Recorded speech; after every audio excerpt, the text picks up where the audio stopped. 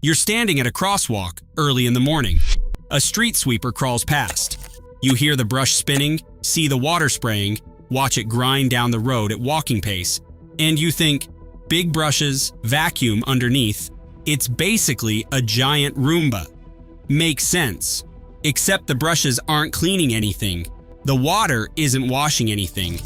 And that gray cloud trailing behind? That's not a byproduct. That's the sweeper failing at its actual job. That dust contains brake residue, tire rubber, and heavy metals that several cities have quietly classified as a chronic carcinogen risk. This is not a janitor on wheels. This is a containment system running at the edge of what physics allows, and most of them are barely keeping up. Here's the thing about street sweepers. Almost everyone has the same mental model. Spinning brushes. Scrub the road. A vacuum sucks debris up. The hopper fills. Machine drives away. The street is clean. That's the whole story in most people's heads. It looks right from the curb. It is almost entirely wrong. The brushes don't scrub. They corral. Those side gutter brooms aren't pressing into the pavement. They're spinning debris inward toward the center of the machine, like a funnel. Nothing about that motion cleans the road surface. The pavement looks the same afterward because at the pavement level, nothing has changed. What the brushes do is redirect, and redirection is only the first half of the problem. The second half is where it gets interesting. Inside a modern street sweeper, two systems run simultaneously. The mechanical side is the brushes plus a pickup head, a scooping mechanism that lifts loose material into the hopper. That handles the visible stuff. Gravel, leaves, wrappers, broken glass. That system works reasonably well, but the mechanical side is solving an easy problem. The harder problem is the material you cannot see.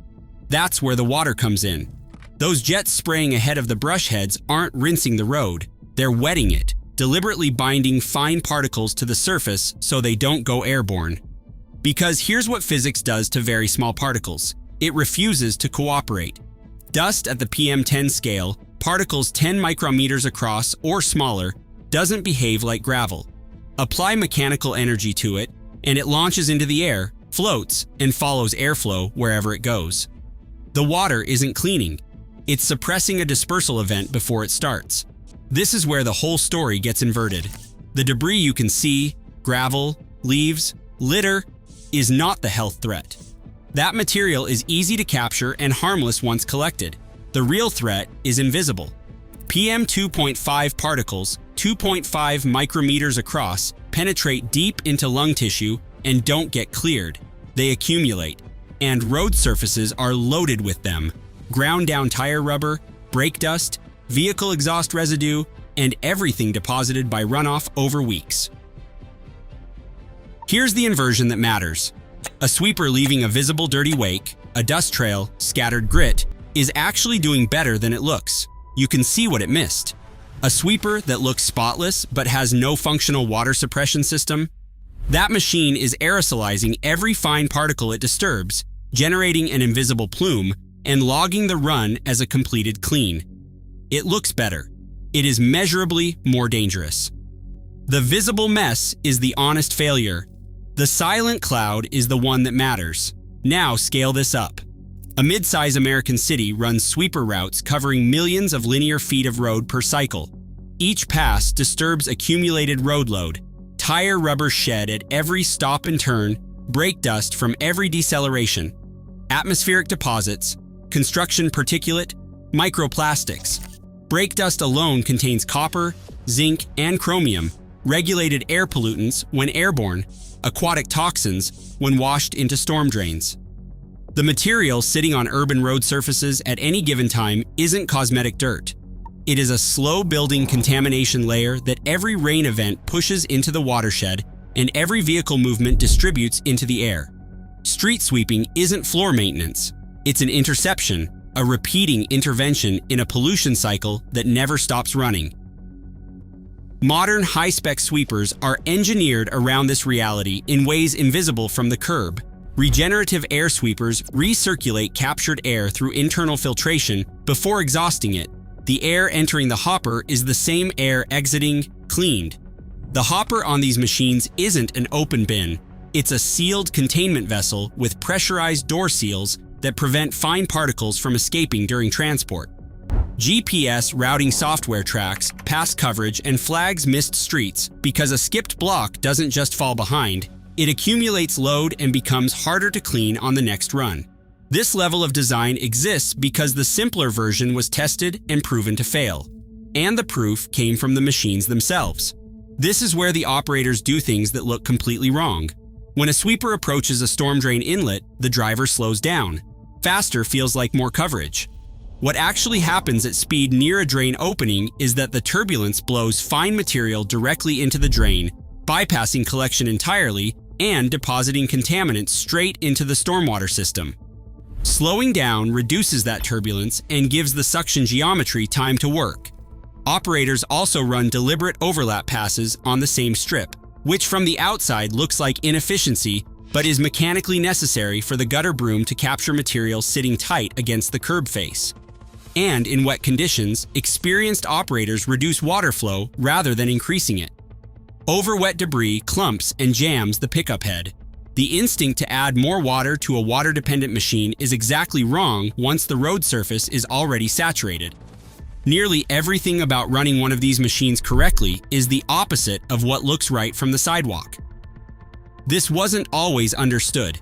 In the 1970s and the early 1980s, several United States cities began measuring what their sweepers were actually doing to AIR quality, not the road surface, the air above it. The results were uncomfortable. Rotary brush sweepers, the dominant technology at the time, were measurably increasing fine particle counts in the immediate aftermath of a pass. The mechanical disturbance was launching more material airborne than the machine was capturing.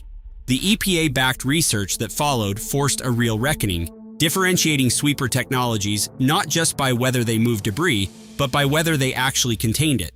Regenerative air and high-efficiency vacuum designs emerged directly from that failure data. Cities that made the switch documented measurable reductions in stormwater pollutant loads. The machine had been quietly making a specific problem worse for decades before anyone formally measured it. Then it was redesigned around the failure it caused. Go back to that sweeper grinding past you at the curb. You know what you're looking at now. The mist spraying ahead of the gutter brooms is particle suppression, binding the invisible threat to the wet road surface before the brushes disturb it. The crawl speed, typically 5 to 8 miles per hour, isn't caution. Faster than that, and the suction geometry collapses, the pressure differential fails, and the whole capture mechanism stops working. The damp strip of road left behind is confirmation the water bind system held, and if you ever see a white or gray exhaust plume coming off an older machine, that's not engine exhaust. That's captured air fighting its way through an overloaded filtration system on the way back out. None of this is universal, and that's worth saying. Dry sweeping, mechanical brushes, no water suppression still runs in plenty of lower-budget municipalities. It's legal. It moves coarse debris. On a residential street with light traffic, it does a reasonable job. On a high-traffic urban corridor loaded with PM 2.5, the performance gap is significant and well documented. Sweeping frequency matters as much as technology. A once-a-week pass gives fine material time to compact into pavement gaps and rebond to the surface, making each subsequent pass less effective. And leaf season breaks the system nearly every year. High organic load overwhelms hopper capacity. Operators have to dump and return mid-route, and coverage falls apart. The design goal was never elimination. It's load reduction. The contamination cycle doesn't stop. The best the sweeper can do is interrupt it repeatedly. That machine grinding past you at walking speed is not cleaning your street.